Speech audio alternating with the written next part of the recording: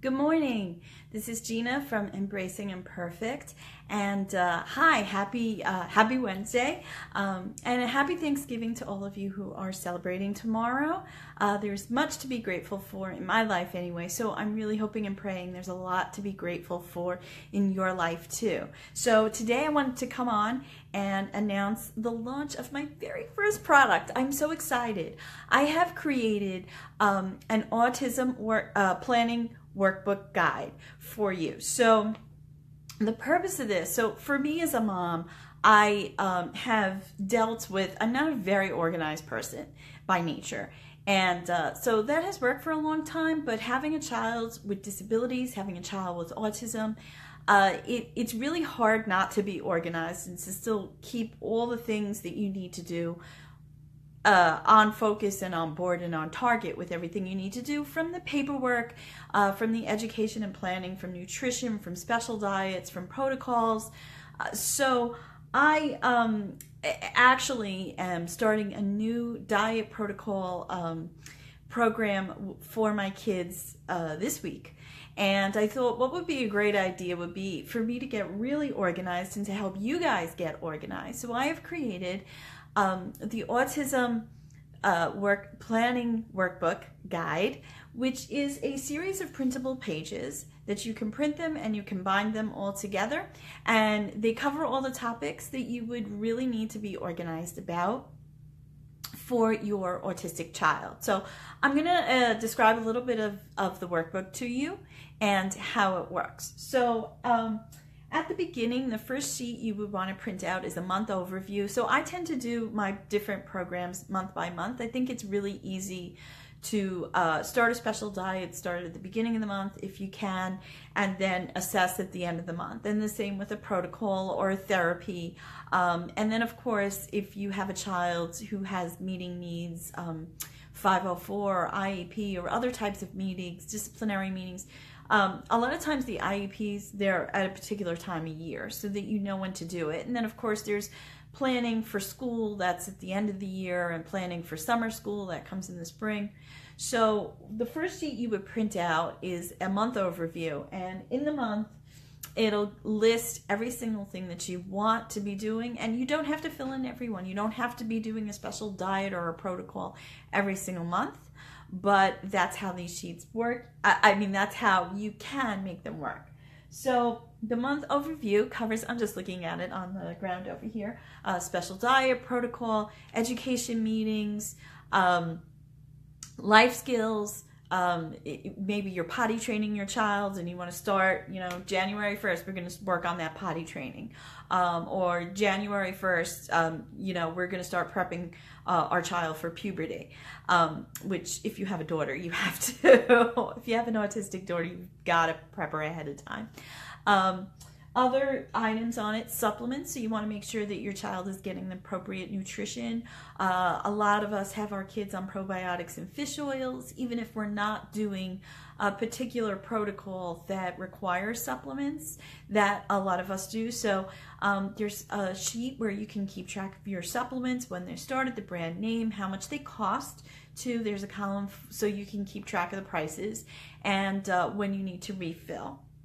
And then I have some basic sheets like information for your health practitioner, information for your school and all the staff that you have at school, including your case manager and your advocate, if you have a lawyer.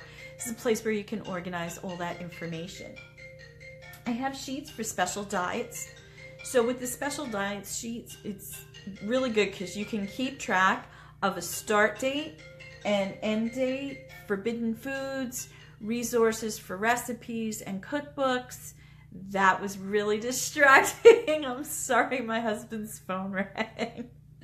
And then you can also keep track of medical and behavioral gains in the special diet. I have the same with the protocols.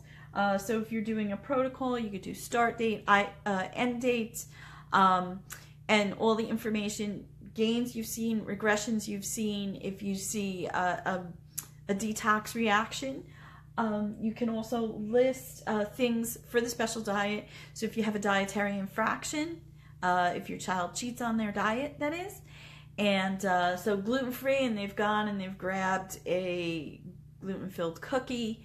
You can write that down on the list, and you can think about what you've done or how you've taken care of the issue. If you do anything for it, you might do Epsom salt baths, or you might do special enzymes to help process out the glutens faster than glutens normally process.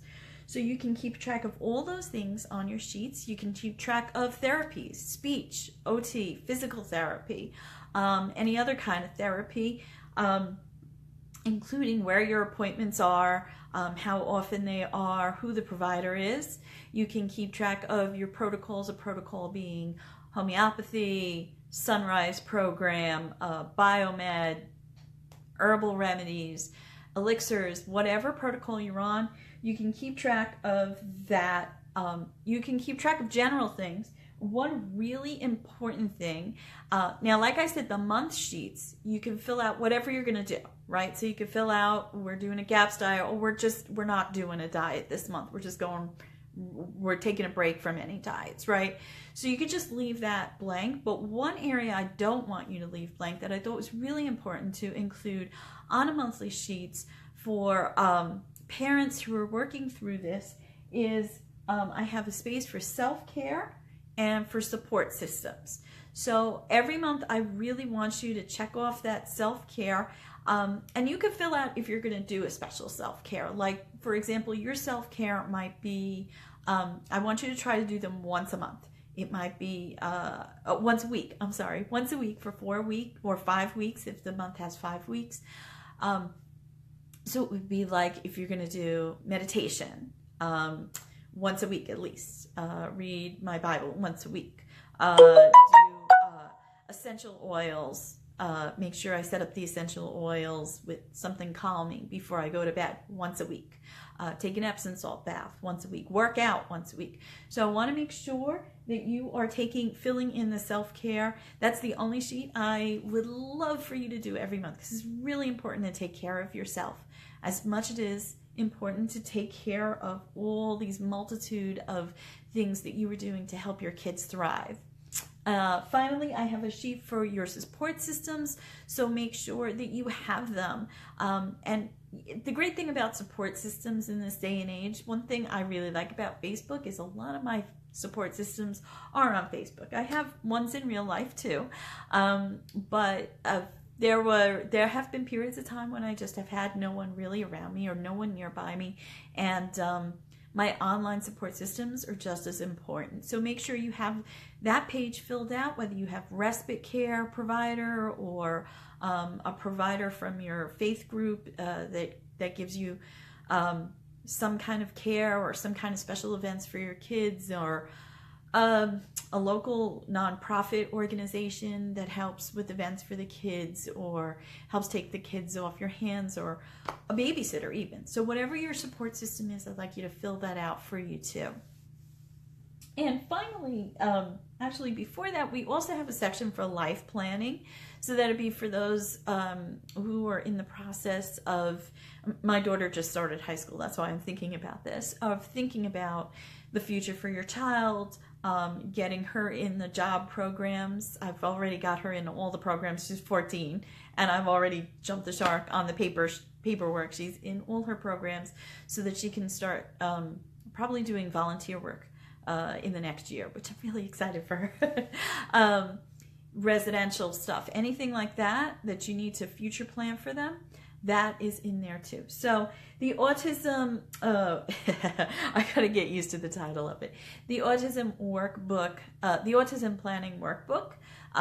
Again, it's a series of separate printable sheets. You can print them all together, put them in a binder to keep yourself organized month to month. One thing that I feel is really important is if you're doing special diets, protocols, therapies, even for your IEPs and your child's education, an end of the month check-in. So a lot of the sheets will have, are we going to continue this? What was good? What was bad? And what I think needs to change. One thing that I really went into kind of detail about was the IEP planning sheets. So my kid is 14, so I've been doing IEPs since she was 3. So I have a little bit of experience with IEPs. And one thing I think we tend not to think about is pre-planning for the IEP. Like, what do I want to get out of it? What's important for my child this year, right? So where we have one in January, we've already had like 2 meetings this year, but because she's transitioning to high school, it's a huge change. And now we start to really have to think about her future. So sometimes you go into an IEP meeting cold and they ask you, well, what do you want to see? And you're like, well, I don't know. So this will help you plan out. This is what I'd like to see. This is what we want to talk about this year.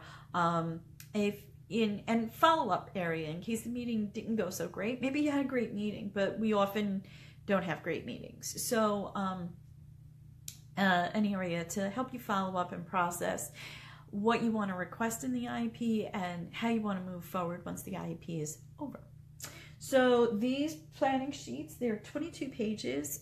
Some sections have 1 or 2, have 2 pages that you can work through. And like I said, the supplement guide, diet guide, health practitioner, all your people to list for education, educational meetings, be they IEPs or disciplinary meetings or what have you, protocols, therapies, just their regular speech therapy, or if you have a very specialized therapy, feeding therapy, for example.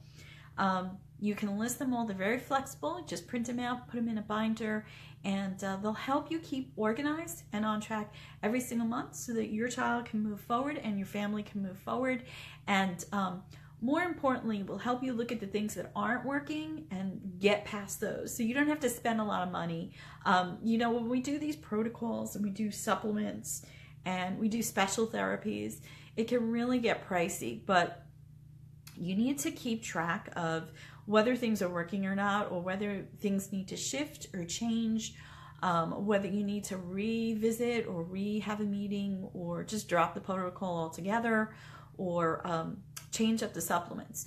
And this will help you keep track of all those things, because you're going to waste money if you're just stuck in the, we got to do this, and nothing's really happening. Nothing's really moving, shaking with your child. It's probably time to move on from that therapy.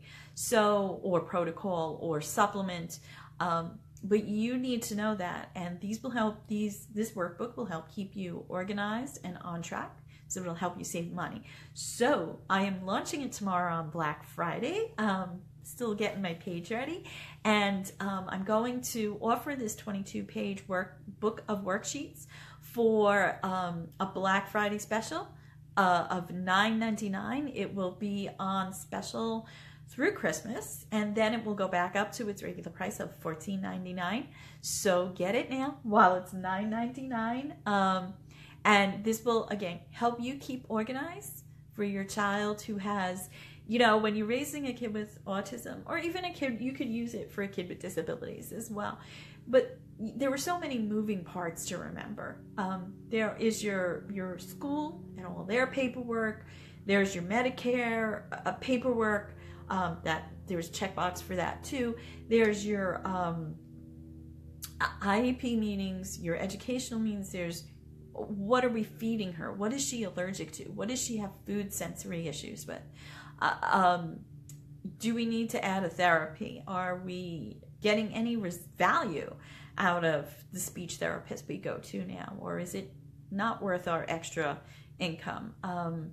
Do we need to add in some wraparound services? Do we need to take out our wraparound services? We took out our wraparound services a number of years ago because we found it very intrusive. But, you know, do we need a therapy dog, you know, a therapy pet? So these are, my purpose in giving you this is just to help you, in selling this, is to help you organize and focus. So I want you guys who are raising kids with challenging disabilities to live a happier, better life. And it's not easy. It's not always easy. And I don't want the sheets to be any pressure either. Like I said, fill out which sheets you think you need, which are going to help keep you organized. I find it with the special diet, for example, there are things you're going to forget. And if you have a spouse and you're the one running everything, your spouse doesn't always remember, like, oh, it's got to be casein-free and gluten-free too. And, you know, so these sheets can help. You can post them on your walls, or you can put them in a binder. And that way, you know, your partner knows, okay, when I go shopping, I can't buy anything with this or this or this. These are forbidden foods. So, okay, and that's it. That's all I wanted to share with you, is this new guide coming out tomorrow. I'm really excited.